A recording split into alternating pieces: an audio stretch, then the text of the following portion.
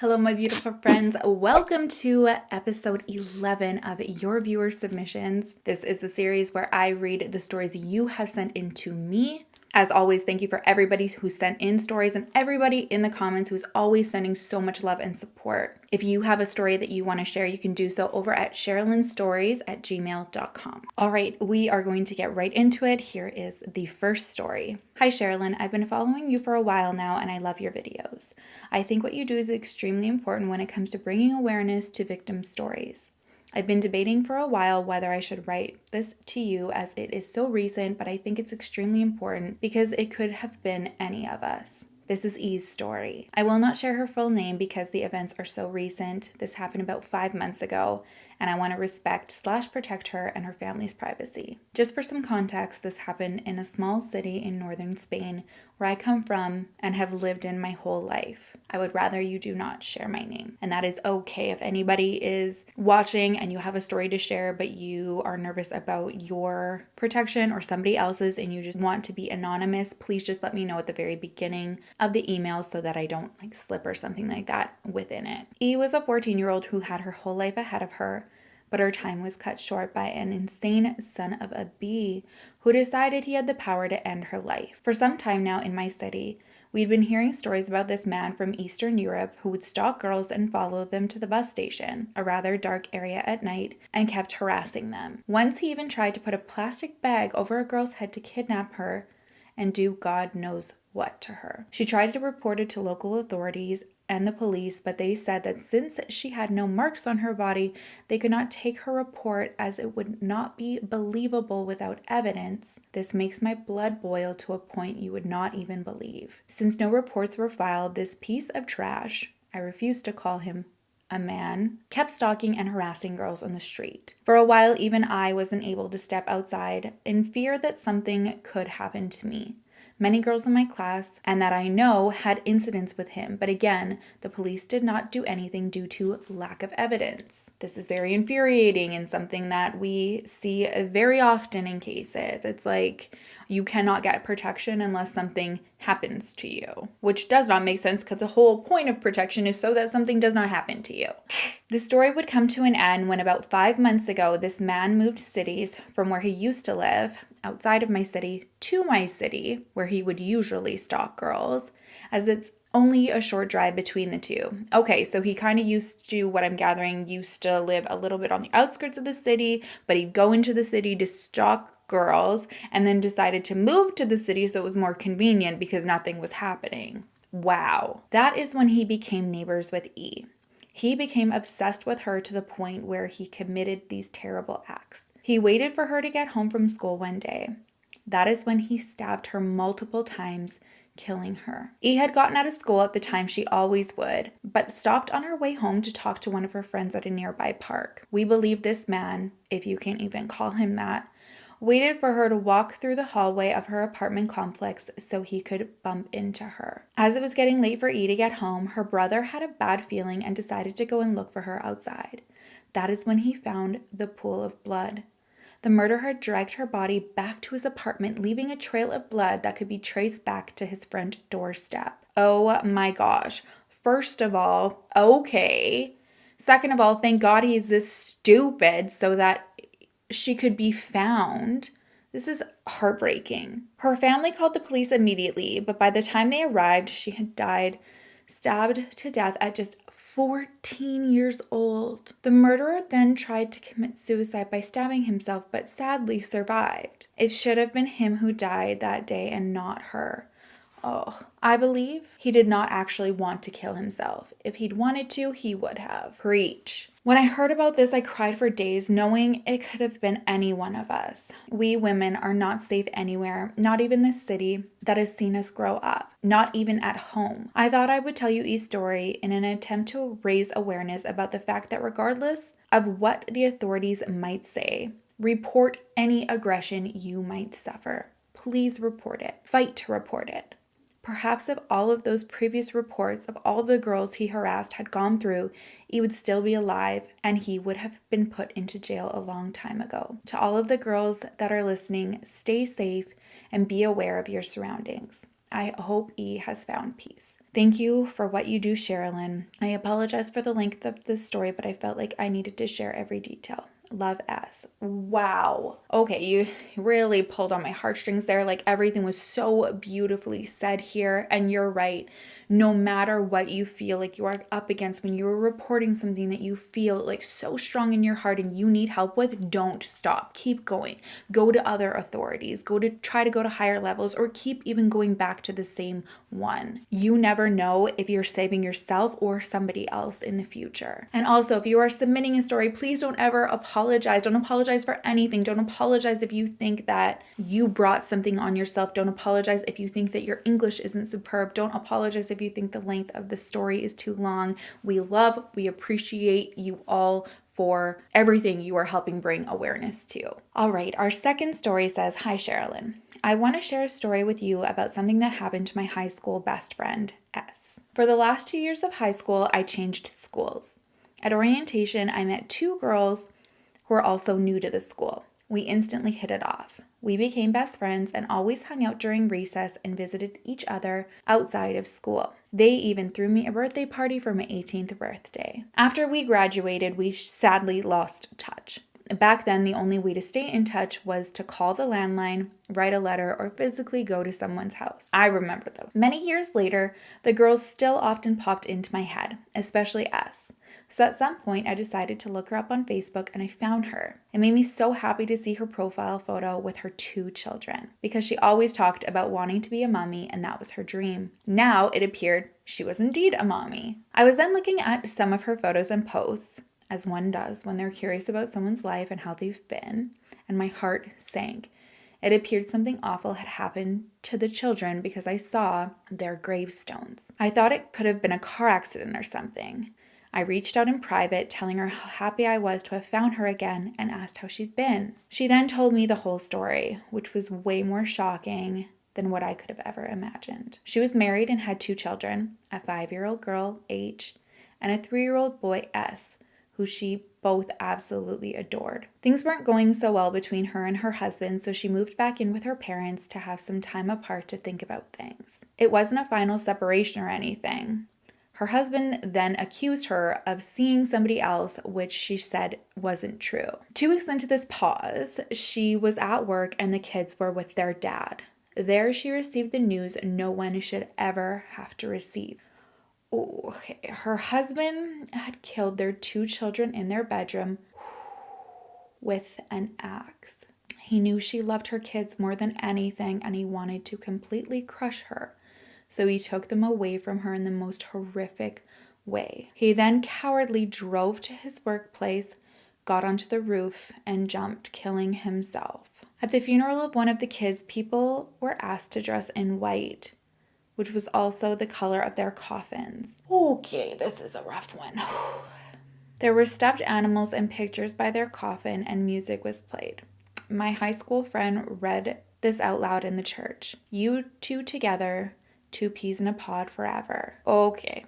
Take good care of each other wherever you are. You'll always be mommy's darlings. I love you forever. The kids that went to school with H and S had white and blue balloons, which they released in front of the church. Their father/murderer was buried the same day, and pictures of his kids were in front of his casket, which I found shocking considering what he had done. Even though I'm sure he must have loved them before, but maybe it was a way for his family to say goodbye to the kids too, since the family may have not been welcome at the kids' funeral. I'm not sure. This man must have been in desperate state of mind to do something like this, but it's hard to feel empathy for someone who took the lives of these 2 beautiful babies in such an utterly horrific manner. Of course, S was beyond devastated and has to live with this every day. She, however, didn't allow her ex to achieve what he set out to do: take away her life and happiness forever. She has since remarried and has 2 more children. She's a member of an association for parents of murdered children and tries to help other people who went through something similar. Wow.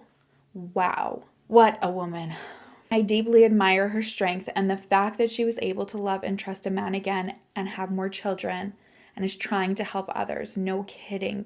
Wow. Even though we're not really in touch anymore, I think about her, her kids, and this story often. Thank you for sharing people's stories in such a respectful way. I've only discovered your channel quite recently, but I'm watching all of your videos, including the older ones. Keep up the great work. Kind regards. Have a lovely day. R. Holy goodness gracious. If your friend ever comes across this story, I am sending so much love, support, respect to you. Like the submitter has said here, in order to not let somebody achieve what they wanted to by taking away your happiness and the legacy of your beautiful children, that is strength that I don't think many of us can comprehend. Domestic violence is just so sickening and something so very near and dear to my heart. And what takes it to an unimaginable, further disgusting level is when children are involved. And it's stories like these that just go to show, if you are in early stages of a situation like this, please, please get out. Talk with somebody you trust. If you feel like you don't have somebody, there are so many resources, domestic violence hotlines, even shelters if you need. I know that it is easier said than done, but you are valuable, your feelings are validated, and if you have children, deserve safety. Okay, our next story says, Dear Sherilyn, I must have sat down to send this at least a dozen times since you started this segment. By the time you read this, I will have proofread it and mulled it over at least 3 times. I've been following your YouTube for a while now, but I have this crippling anxiety that keeps me pretty much in the role of a wallflower or lurker, as I've heard it called. I want to be honest with you. I didn't like you at first. I appreciate that honesty. I say that because I want to express how over time your personality won me over. I had these misconceptions about you that you weren't a very genuine person.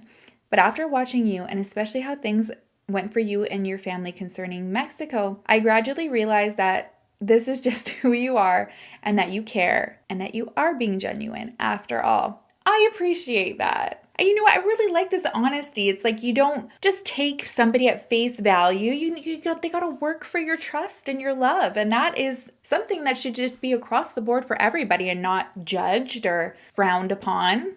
Good for you. I'm glad I won you over though. You and your viewers have given me the courage to tell a story I've only ever told once. To 2 people. It's been largely a secret for nearly 20 years now. My story. I've known abuse my whole life. I've watched it and endured it. I've spent so much time studying it and reshaping myself so that people can't tell and so that I didn't perpetuate the same done to me onto others. It's hard work and I'm still doing it. There was one person amongst all that chaos that I leaned on. They were my absolute compass, the one you rely on because it's never wrong. They died though, and their death sent me into a spiral. I'm so sorry. They passed away in my arms when I was barely 17 and they were 48. That person was my father. Oh my gosh. A few years later, I was homeless, couch surfing and walking between towns. I'm not proud of it, but I conned for food, for water, for anything I could do to survive. It was hard and I was losing everything little by little. I was losing friends. I had lost family due to vicious lies spread about me. I lost my jobs, my home, my vehicle. I lost everything except my life. I'm still recovering from the trauma. I'm still dealing with it, but that's not what this story is about, though that's what led to this story. There's this highway that's an old through highway that connected the small town where I was stranded and a larger city. I began walking that road regularly looking for an escape. Now, I did describe myself as a wallflower, but I also had something that attracted people to me. I was offered rides and marriage regularly along this long, dusty road that traveled through old mountains and old swamps.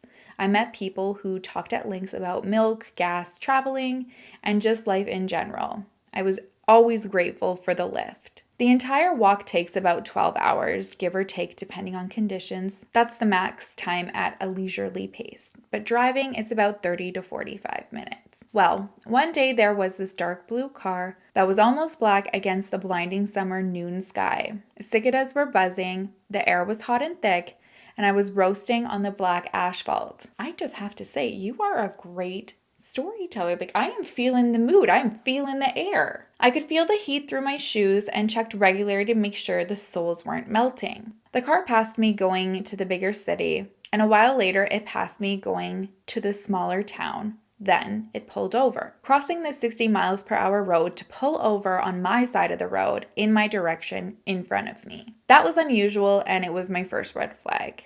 I approached the car and leaned into the passenger's window, letting the cool AC escape from the window, blasting my face. I smiled at the man and said, "Hey." As I did a quick survey of the interior.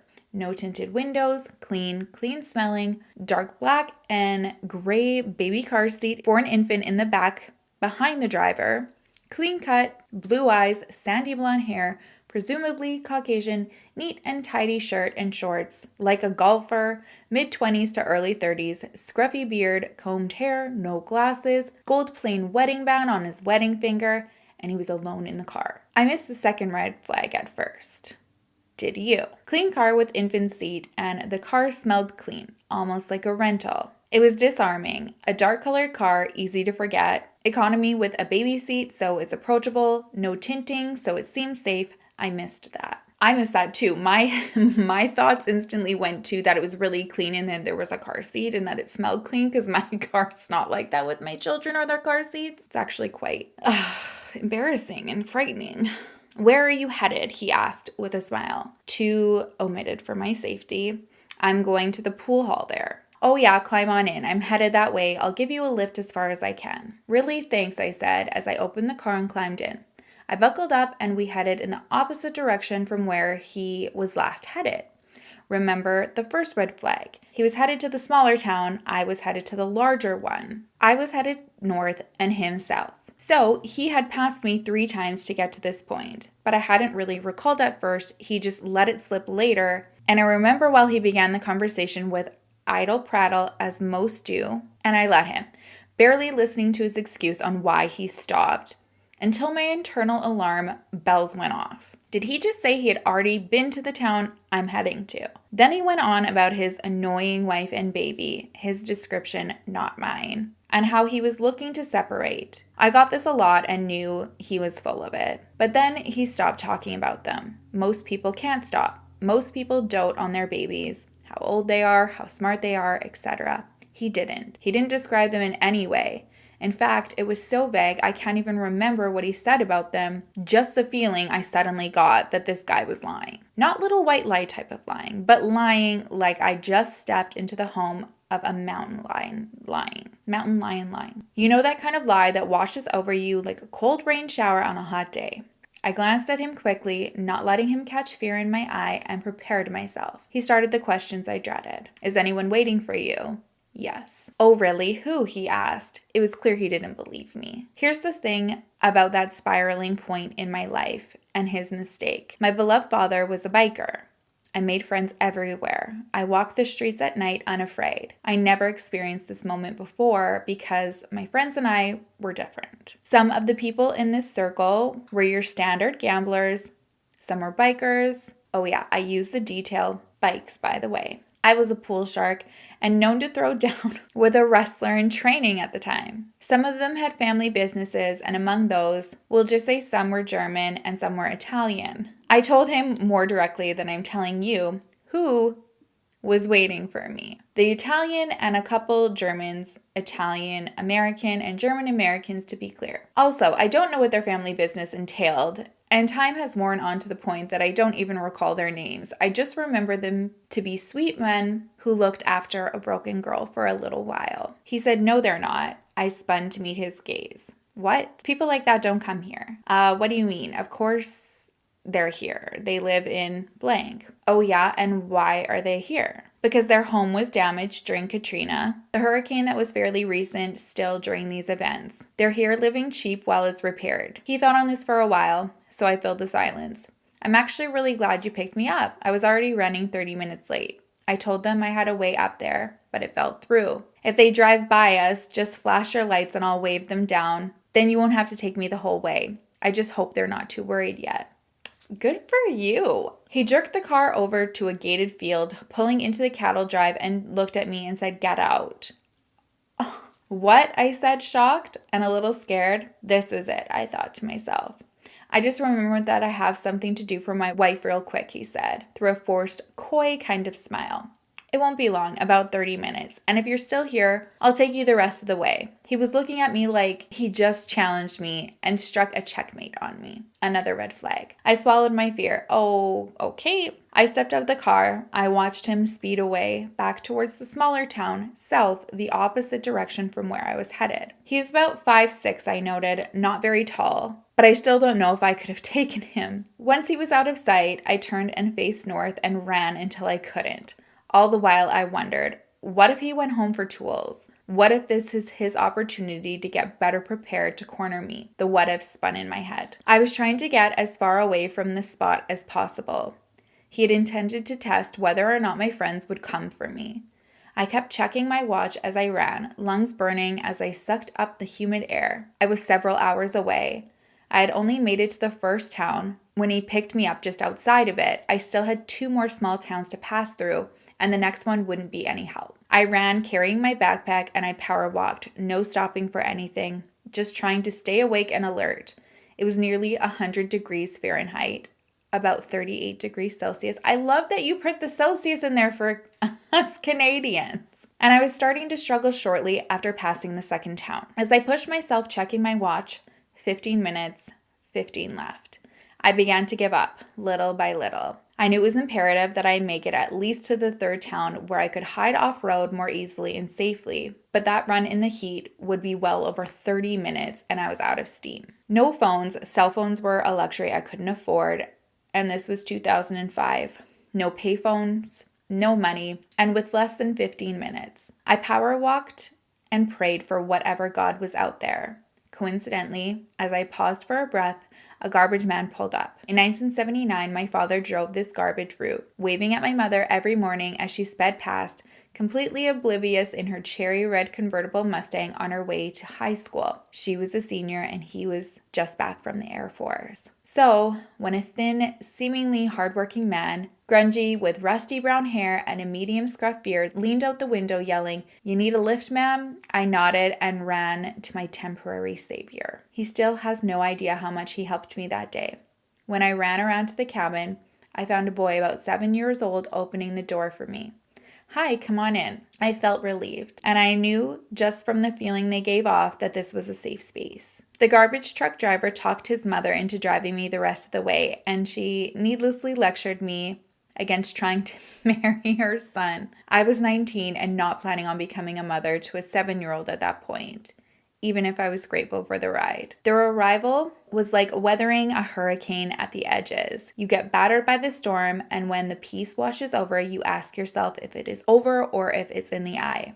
Thankfully, that's where it was over. Well, for this one, it is. I lost touch with all the people from the pool hall over the years, and I never saw that garbage man again. But I'm so thankful to all people and the parts they played in my life. I listen to Truecrime and search nearly daily for that guy in the blue rental car. These are small towns, and the kind where everyone knows everyone in the county. I still find it strange that no one knew him and no one ever saw him again. I'm certain that I barely escaped a dangerous situation in the southern eastern end of the USA that day, which is why, after all of these years, I'm entrusting this story to you. I doubt he stopped because I think he was just getting started. That day, I was dressed like a school kid. Backpack, jeans, shoes, shirt. There's no way he mistook me for a working person. And although I was 19 and often thought to be around 16 due to my baby face, it's been 17 years now, so he would be around his mid-20s or so. Anyways, I hope my story is helpful to someone out there. Thanks to those who have helped me live this long, and thank you, Sherilyn, for sharing our stories. Telling our stories is cathartic just as much as the lessons that we garner from them. You and your community are a beautiful bunch who won me over, and I'm so glad I stuck around because I would have missed out on it had I left. You bring a level of humanity to these stories that I had been looking for so long. To you and your viewers, thank you and take care out there. Thank you for your time and all you do. Best wishes, X. Oh, it took me on a journey. I feel like I was in the car, in the truck, walking this long stretch of highway with you. Thank you for sharing your story. I am so curious right now if, as you were describing the vehicle, the man, if that is ringing bells to anybody watching this out there. And this is such a huge lesson Always trust that gut instinct. And if you ever find yourself in a situation like this where all of a sudden your gut sinks and you're like, okay, I need to get out of this situation, you let that person know that people are waiting for you. I think that saved your life that day. Thank you so much for sharing. Thank you for sticking around. I'm so glad you're here, even if you know you're a lurker in the background. All right, the next story says, "Hi, Sherilyn. First, I want to say that I'm so happy about what you're doing for your subscribers. Truly, this series has helped me so much, and I hope that it helps you and other fans. I wanted to share my story because I hope that it can help other people, and I haven't seen other stories talking about something that is like my story. If you can help me help even one person, it would mean the world. So I'm going to give some backstory first. I would like to stay anonymous because of the threats that I've already gotten. And I'm going to be keeping the identity of my coach private as well because of reasons I'm going to be talking about later. And finally, I'm going to be keeping my sport private as well. So I've been in this sport for 11 years now. At the point in this story, I had been being coached by the same person for about 3 years. We were very close. He was my best friend. I told him everything, and he was always there for me. But about a year ago, my mom came home and told me that my coach had passed away. He ended up taking his own life at a shooting range. My team and I were so confused. He always seemed so happy and was always joking. The next few days, I was constantly with my team. Then, at the first day back to practice since his passing, there was a meeting that only 18 plus team members and families could attend. I was 18 at the point, but didn't attend because I wanted to be at practice with my friends, doing the thing that I loved. But my mom was at the meeting, and when we got home, she told me something that changed everything. To keep a very long story short, my coach had hired an extremely underage sex worker. He had showed up at the house to meet with the worker. When he got there, he parked his car, sat there for a few minutes, and started driving away. He had decided against what he was about to do, but it was too late.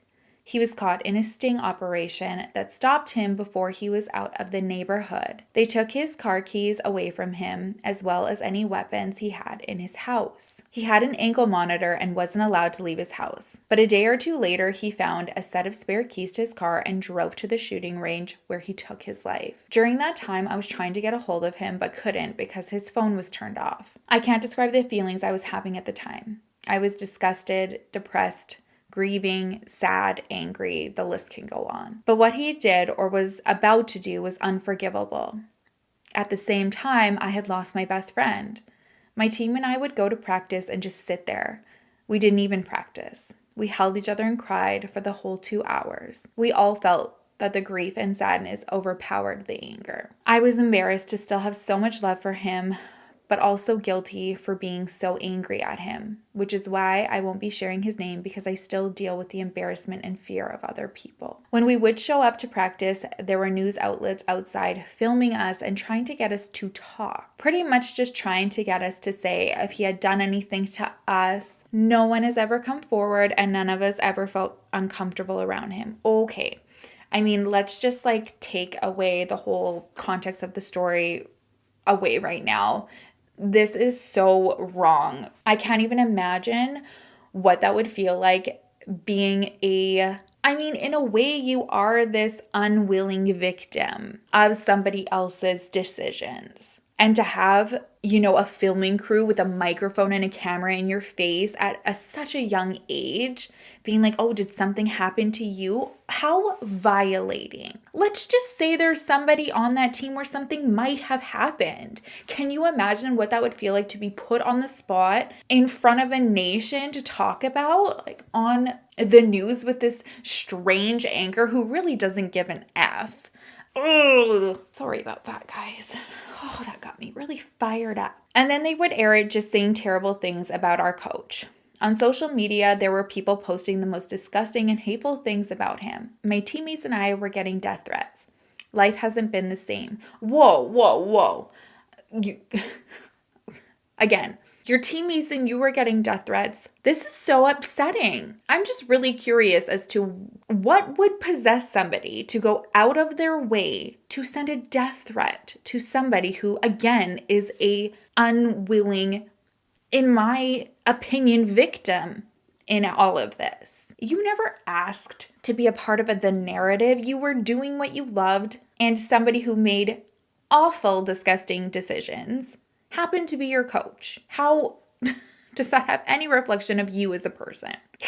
Life hasn't been the same. I am now doing the sport that I love at a Division I level and have spent every day figuring out healthy ways to cope. But I want to say to anyone that has ever been in a situation like this, it's okay to be angry at them, but at the same time, it's okay to still love them. Go to therapy, be with your family, tell the people around you that you love them, and always stay aware. I know it's hard to believe sometimes, but these things can happen to anyone. I know this was long, but I would love if you could bring some kind of awareness to situations like mine. And I'm so thankful that you have created a platform for people like me to share our stories. We love you, Sherilyn. I love you too. And this kind of goes back to actually our last viewer submission. I found like it wasn't intended, but there were a lot more stories in that episode where we heard from people who are in these situations where you had a connection with somebody who was, the perpetrator. And we don't really hear a lot about what happens in the wake of finding something like this out to the people who cared and loved them. So thank you for sharing, and thank you for letting anybody who's watching in this situation who might be ashamed or embarrassed to have those feelings and emotions that they're not alone. All right, the next story says, "Hi, Sherilyn. I'd like to start off by saying thank you so much for giving us all a platform to share our stories and heal. I don't know if my kind of story is something that you're looking for, but either way, here goes. I don't know where to start really, but I'll start by saying this story is about my dad's death and why, even though it's a cut and dry case, there's a lot of speculation amongst people who are close to him. First, I need to explain his backstory for any of the theories to make sense. Tripped on my words. My dad was a truly amazing man and insanely intelligent. I believe his IQ is literally a point or two off from being considered a genius. This could be an issue at times though. He found it incredibly easy to make extra money and not in the legal way. For most of his life, he tried very hard to stay away from using his talent, if you could say that. But when he was in his 30s, I believe, his wife at the time was suffering greatly due to her type 1 diabetes and was constantly in and out of the hospital. Therefore, the hospital bills were piling up. This caused a major toll on my dad, and even though he knew it wasn't right, in desperation, he succumbed to his old ways of making money. This quickly spiraled out of control, and even after his wife passed, he continued to live that lifestyle. His life from then on was almost exactly like the movie Catch Me If You Can, starring Leonardo DiCaprio. Side note, he actually had a panic attack after watching it for the first time because it was so similar. In total, he had over 30 aliases that the court knew of at least. Once he met my mother, he tried to get out of that life, but it almost became an addiction for him. Although once I was in the picture, it did slow down massively, he never truly stopped. This caused many issues in my parents' relationship because my mom, being the intelligent person she is, always knew what he was doing. Fast forward a little bit, when I was 11, my parents were getting a divorce and my father was trying to move to Costa Rica quickly, which we found out after his death was because he was about to get caught for something and was fleeing the country. He had done this before, but he still would come back to the States when he could to see me. Well, one day in June 2018, me and him got into a big fight, and after that, I didn't see him for a month. Then in July of 2018, I found out he had had a heart attack, and a few days after, he died. I never got to see him again before he passed. Now, he was overweight and had some medical conditions that made this very believable. I honestly still believe he did die, but there are some theories that his friends and family have come up with. 1, he faked his death. I know that sounds crazy, but there are some significant explanations to how this could be possible. For one, he had done something similar before to get out of debt, such as proving that me and my mother had died in a car accident to one of the debt collectors. They later found out because they saw us, but nevertheless, he still definitely had the skills and ability to do this. Also, the person who identified his body was an ex-cop just going off based off pictures my mom gave him. 2, his death was actually caused by the alcohol scandal going on in Costa Rica at the time. I forget exactly what happened, but something they were doing to the alcohol made it where they were killing people. This occurring at the time as his death with similar symptoms, along with the fact that he had just gotten off a booze cruise and was still on the beach right after when he had his heart attack, also makes this a possibility. 3, that the woman staying in his house had something to do with it.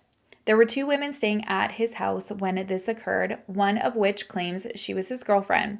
I don't know much about her or their relationship, but I did hear from one of my dad's closest friends that he couldn't stand them and couldn't wait for them to get out of his house soon. After he passed, she gave us a very hard time when we tried to get his things from her and said we were not entitled to it and that she was. We had to go as far as to getting the consulate involved and forcing her to give us his property, which was just his computer and other electronics. I'm not certain, but I'm pretty sure it was wiped before it was given to us. There's a lot more to these theories, but they get way too convoluted to try and explain them through email, and honestly, I don't think we will ever know the truth. I don't want to end this on a bad note, so I'd just like to mention something really cool that happened, and I don't know if I believe in all the afterlife stuff, but it seems odd. I think rainbows might be his way of communicating, because on the day he died, there was a double rainbow, and it seems like every time I'm struggling, there seems to be a rainbow, even if there isn't any rain, especially on days that I'm really missing him. Sorry this ended up being so long, and thank you again for this opportunity to share.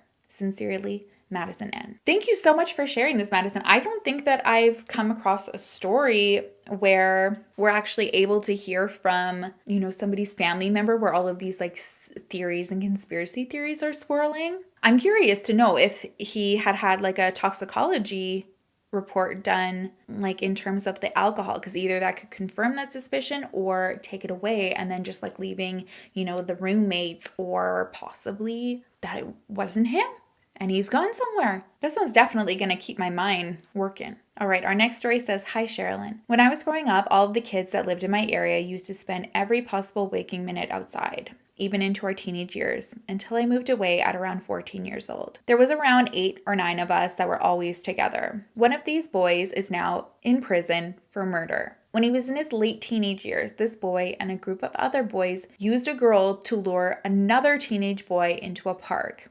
They ambushed him, chased him until he tripped over, and then stabbed him. He died 5 days later. It turns out that the reason for this attack was because the victim had at some point made a video with his friends mocking a few of the perpetrators, so they killed him. 2 of the boys were found guilty for murder.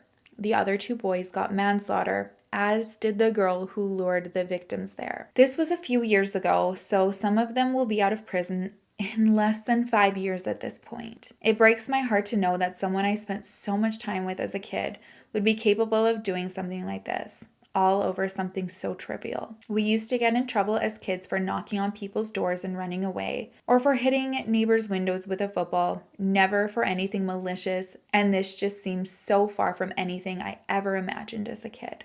Thanks for taking the time to listen to people's stories, even if they're long and rambling like this one. First of all of you guys, don't say sorry. They're not long and they're not rambling, and you deserve to be heard, and I appreciate you for sending this in. Again, this is another one where thank you for sharing something like this, because it allows other people who have known somebody who did something so terrible, feel like they're not alone, and that processing, these types of emotions and stuff is very okay. First of all, I can't even imagine what it feels like to, know this person and then know that they were capable of this, but then also now you're kind of dealing with the thought and the realization that a lot of them are at the point now where they're getting out. So I can't imagine what that also adds on. Know we're here for you. Know we love you, and thank you for sharing. All right, our next story says, Hello, I love your channel. I always listen to you while I DoorDash. It keeps me company on long, lonely drives. I love that. I love going to work with you guys, or getting creative and doing art projects with you, cleaning with you. What I really wish is that as you clean, my house also gets clean. Maybe in the future. My story starts when I was 14. I was forced into a life that I never thought possible. I need to remain anonymous to protect myself from the people involved. I was forced into sex trafficking by my own mother. Yes, my own mother. She is an addict and had a pretty daughter, so I quickly became her favorite and easiest form of currency. I am working on healing myself, and maybe telling my story would help. I have been at the brunt end of horrific acts and torture, and it's a miracle that I'm still alive. I still to this day can't handle the sound of ice being chewed on, because it brings forth a memory of a client who said ice smashing sounds like bones breaking. This is a lot to process all in one paragraph. Being trafficked forced me into a life of addiction, self-harm and pain, and multiple suicide attempts. The Mormon church knew what my mom did and helped her cover it up. I had people try to help me so many times, but due to her connections in the town, she would get the abuse and torture swept under the rug. I was a shell of a person until I was 17, and one day I had enough and snapped and decided to fight back.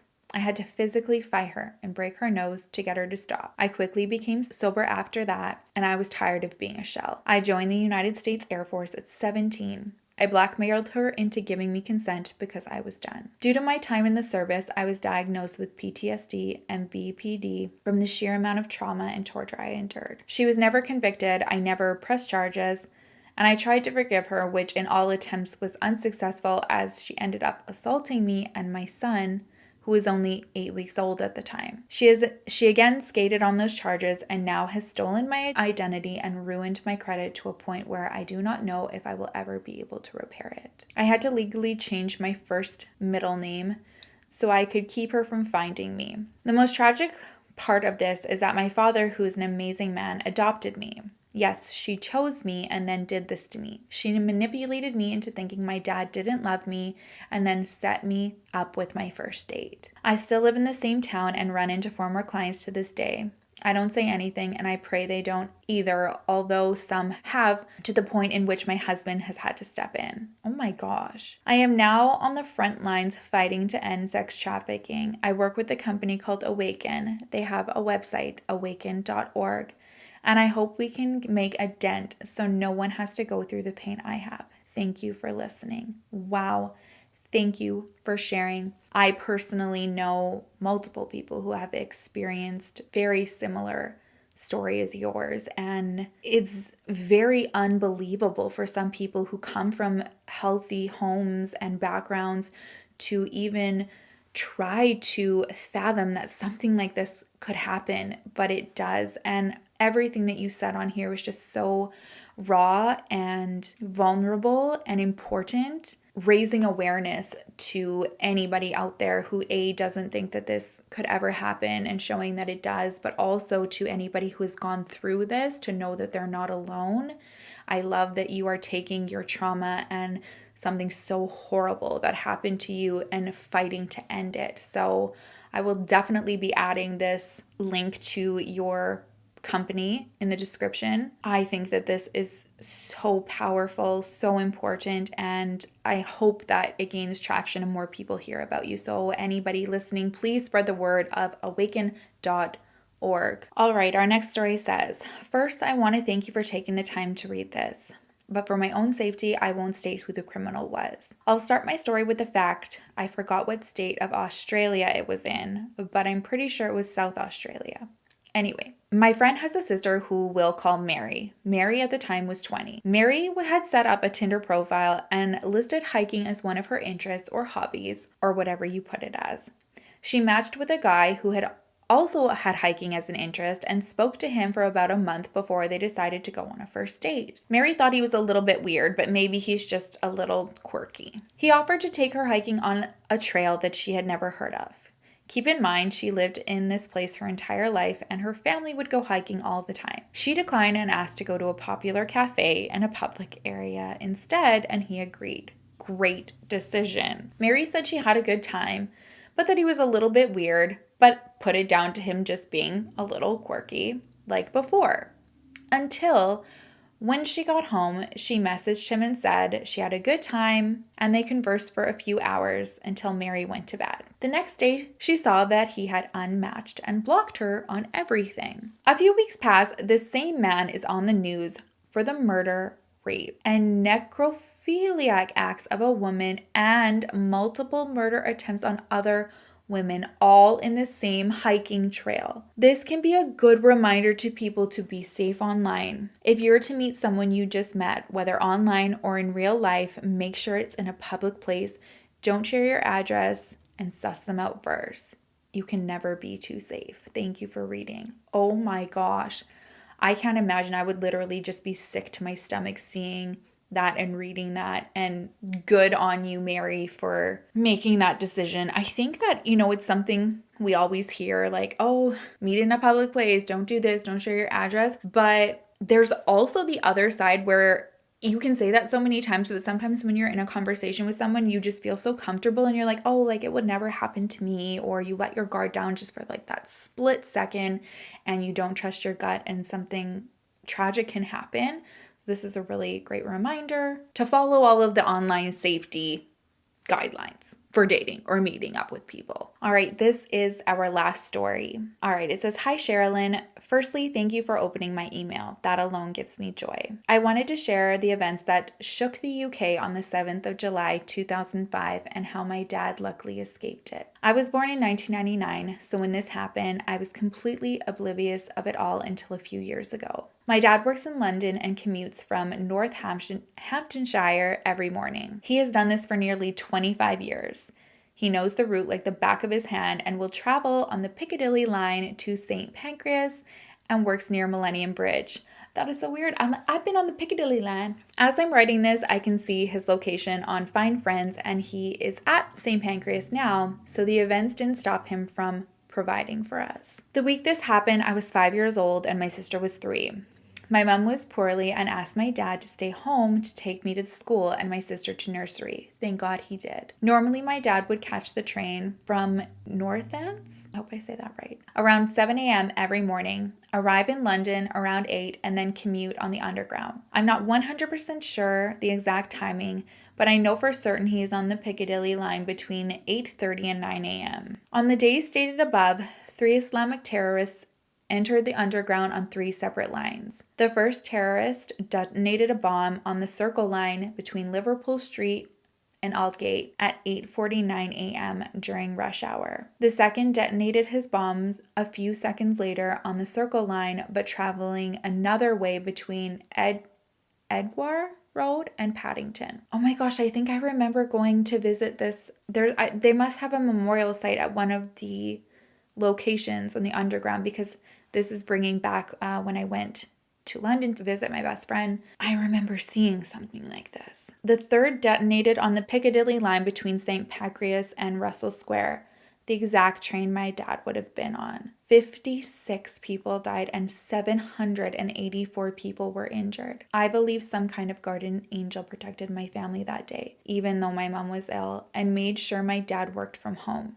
If he had gone to work that day, my life would look completely different. We'd had to have survived on 1,000 euros a month and wouldn't have all the luxuries we have today. But worst of all, I might not have my dad. I feel selfish with the last paragraph. A lot of people lost loved ones, physically and mentally, and my heart hurts for them. Every time a terror attack happens in London, I always text my dad to make sure he's okay. This usually consists of a text saying, "Are you Dad? LOL." I love English humor. My country is well known for having a stiff upper lip, and I'm proud of that fact.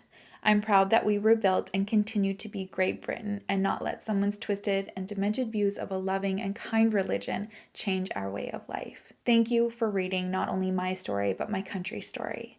Here's a picture of the victims. Lots and lots and lots of love, Eve. Oh, wow. Thank you for sharing that, Eve. Like, now I'm going to go look back at my pictures, because I feel like I've seen this memorial, and I'm so glad you shared this, because now this is just like kind of bringing an attention to it. Sometimes like you can read something and then have that moment and really take it all in and say a prayer, and then you kind of move on with your day. And so like to have this connection to a story really amplifies those feelings. And I'm so glad that your father is alive and well and safe. And I love your humor moving forward, and sending so much love and prayers to all of the victims and their family members. Oh, I can't even imagine. All right, that is it for me today. Thank you again so much for watching and listening and hearing everybody's stories, sending support and love in the comments. You all mean so much to me. I will see you in the next video. I will miss you terribly. Until then, make sure to love each other, love yourself, and I will see you soon.